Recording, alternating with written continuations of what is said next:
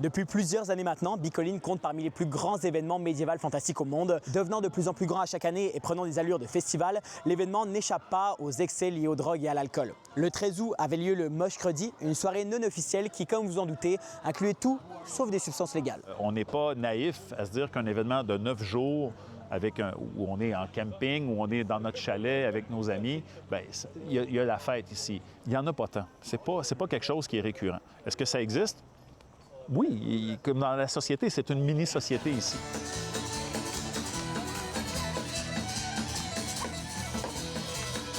À des fins de prévention et pour gérer la consommation d'alcool ou de drogue, l'organisme Tandem est présent sur place afin de s'assurer du bon déroulement de l'événement.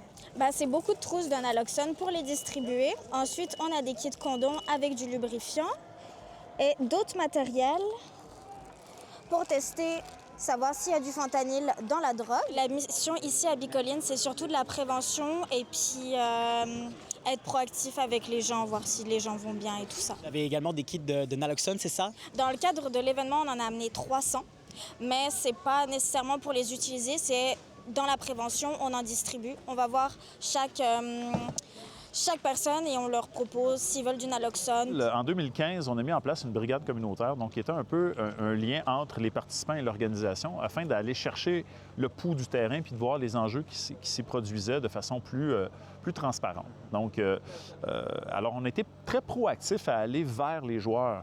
Et la présence de Tandem est juste une continuité de cette initiative-là, d'aller et de ne pas attendre qu'il y ait des problèmes, mais de fournir plutôt des ressources et de l'éducation, de l'information auprès des participants. Afin de savoir à quel point ce genre de substance est facile à trouver sur le site, j'ai tenté l'expérience de m'en procurer.